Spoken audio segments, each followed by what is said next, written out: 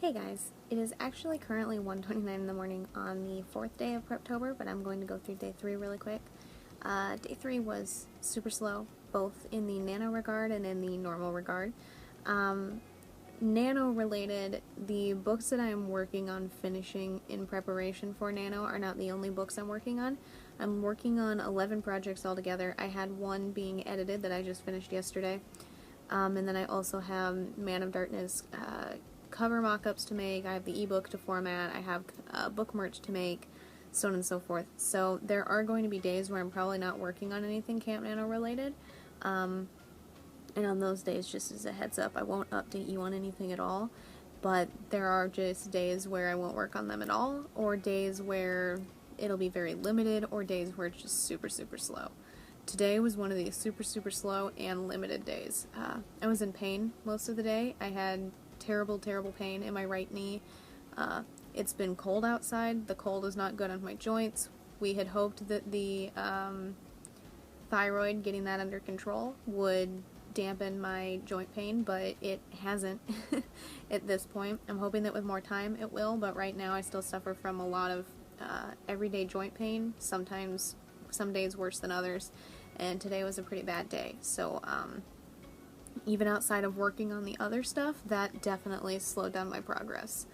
But the only things I worked on related to Camp Nano, as far as I recall, was Beatings from a Butcher, in which case I wrote, oops, hold on, I didn't write a ton in it, I know that for certain. I wrote 432 words, which was just above the 370 something goal for the day. So I did make progress, and also I thought I would show you one of my notebooks today, because like I said, I don't do planning, I don't plot out stuff, but I do take notes while I'm writing, and that's true. So I have two versions of notes for this book, technically three, but the other one is under a whole bunch of pens, so I'm not going to show you that one. But one of my notebooks is just a notebook at the moment, and it has character names and descriptions in it. And later on, I'll take notes on everything that happens in the book in it to keep the timeline straight. But at the moment, this little field notebook, I love them. They're very small. You can buy covers for them, which then when you open them up, oops, there's, it fits in this little slot over here. You can also be like me and store note cards inside of the notebook, which is what fell out there. But I love the field notebooks. They're very helpful, very mobile, but you can also use them for smaller notes, which is what I'm doing in this case.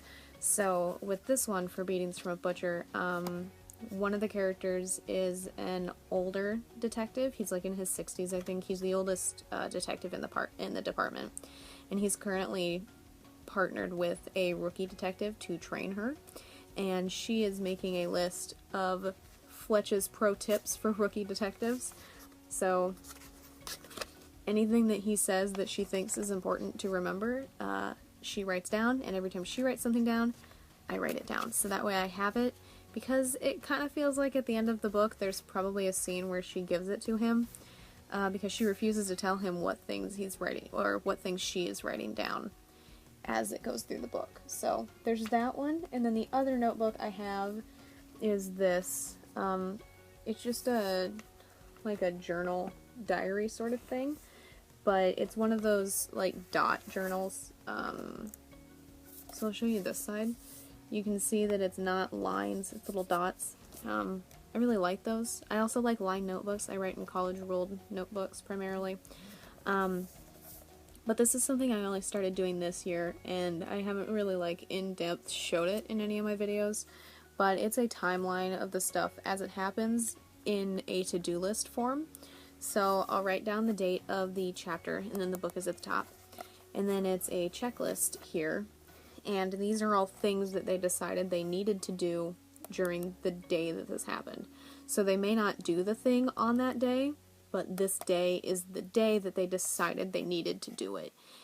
If the day that they actually accomplish that thing is important, I'll jot that down next to it. That hasn't happened anywhere on here yet. So like in some of my books, any book that Bo isn't in, it takes a long time for them to get like blood tests back for DNA and fingerprints and stuff like that. So in those books I write down the date that they started testing those, so that way I don't have to keep going back through the book to find out when they did in order to discover when that test result would come back. And that kind of thing gets jotted down here too, and it helps me keep things straight, and it helps make sure that all of the goals are accomplished before the end of the book, and it makes my first draft relatively clean in comparison to how they used to be and in comparison to how they could be. You don't have to aim for a clean first draft. Some people write what they call a shit first draft, or a trash first draft, garbage first draft, any number of things. Some people call them a zero draft. Depends on what kind of writer you are, depends on what you're used to for a first draft, so on and so forth. Mine are relatively readable. They have a basic plot. There's just things that need to be polished during the edits, which is why I do at least 8 edits per book, each one serving a different purpose and each one focusing on different things. But I still try to make my first drafts as readable as possible, but again, you don't have to do that. Totally up to you. Find what works best for you. But in this one, I've also drawn a little picture here so I can remember which houses the detectives questioned when they first went to the crime scene. And that is the basics of how I currently take notes for my books. When I finally start jotting stuff down in the normal notebook, I will also show that to you, but I haven't gotten around to it yet. But despite progress being slow today, things are going relatively well in that book, and I think that if it continues to go well, I'll definitely finish it before the end of the month, but we'll see. Outside of that, I need to find my notebook here. Outside of that, the only other thing that I did nano-related is the romance book that I'm going to be starting, and I still don't know which one I want to do. I have one that, all I know for certain is one of the characters does photography. I don't know if it's a hobby or if it's her job or what. And the other character has memory issues. I think that correlates well. And then the other one is one of the detectives from Letters from a Madman, which is the same department that Beatings from a Butcher takes place in. But I'm not 100% sure which one I want to do this for November, and I'm trying to behave myself and only do one of them. So we'll see how things go, but I don't think it's something that I'm going to decide at this very moment, and I still have at least one more book that I need to decide which one I want to do on. Again, it'll be like TGV and JTS and all of that, where you guys only have the initials of a title. Those initials don't specifically correlate to the title. Sometimes it might, and sometimes they might just be random letters. Kind of depends on my mood.